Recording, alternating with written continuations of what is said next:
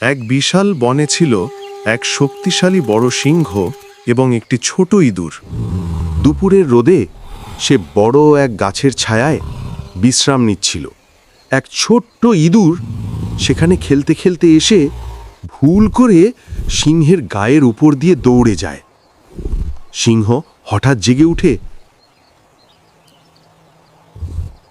কে আমার ঘুম নষ্ট করলো?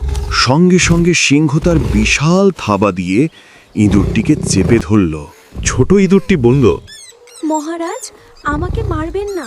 আমি ভুল করে আপনার গায়ে উঠে গিয়েছিলাম। দয়া করে আমাকে একবার ক্ষমা করে দিন। আমি প্রতিজ্ঞা করছি একদিন আমি আপনাকে সাহায্য করব। তুমি এত ছোট্ট, আমার কিভাবে সাহায্য করবে? তবুও সে ইঁদুরটির কান্না দেখে দয়া পেয়ে তাকে ছেড়ে দিল। দিন কেটে গেল।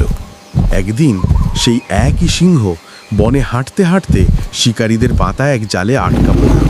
সে গর্জন করে, চেষ্টা করে, কিন্তু কিছুতেই বেরোতে পারছিল না। তার গর্জনে বন কেঁপে উঠল। ইঁদুরটি বনের মধ্যে বন্ধুদের সাথে খেলা করছিল মনের আনন্দে। হঠাৎ সে একটি সিংহের গর্জন শুনতে পেল। সে বুঝতে পারল নিশ্চয়ই সিংহ কোনো বিপদে পড়েছে। সে সঙ্গে সঙ্গে দৌড়াতে লাগলো সিংহের শব্দের দিকে।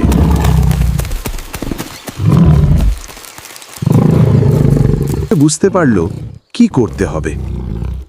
ইঁদুরটি তার ছোট ছোট ধারালো দাঁত দিয়ে জালের দড়ি কুটে কুটে কেটে ফেলতে লাগলো। কিছুক্ষণ পরেই সিংহ মুক্ত হয়ে গেল।